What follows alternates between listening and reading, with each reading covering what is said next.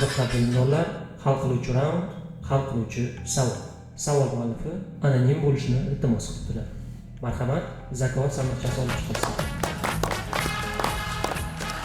Endi savolga o'tiraman. U qurol emas, ammo himoya qiladi. U bayroq emas, ammo birlashtiradi. U medal emas, ammo yutuqlar poydevori. U hukm chiqarmaydi, ammo adolatni o'rnatadi. U esa mana shu biz bilgan zakovat sandiqda yashaydi. Bilimdorlar, 1 daqiqa ichida u nimaligini topishingiz kerak. Vaqt ketdi. U qurol emas, ammo himoya qiladi. O'zbekiston ramzidir. Lekin u na qurol, na qonun bo'lishi mumkin. Madaniyat tilda osla, madaniyati, ya'ni konstitutsiyada. U himoya ham qila oladi. Yutuqlarni ham hammasi qonun bo'yicha bor. Vatan tuyg'usidir. Vatan tuyg'usi himoya qiladi uni, birlashtiradi uni.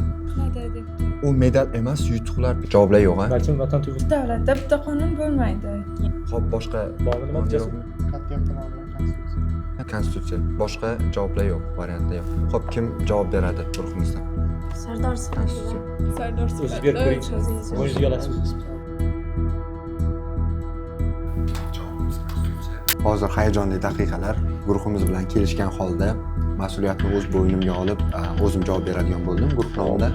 Javobimiz Konstitutsiya kitobi. Sandiq ichidagi narsa bu Konstitutsiya kitobi. Javobingiz qabul qilindi. Demak, sizning javobingiz konstitutsiya. Albatta bu konstitutsiya taxtimiz formusi.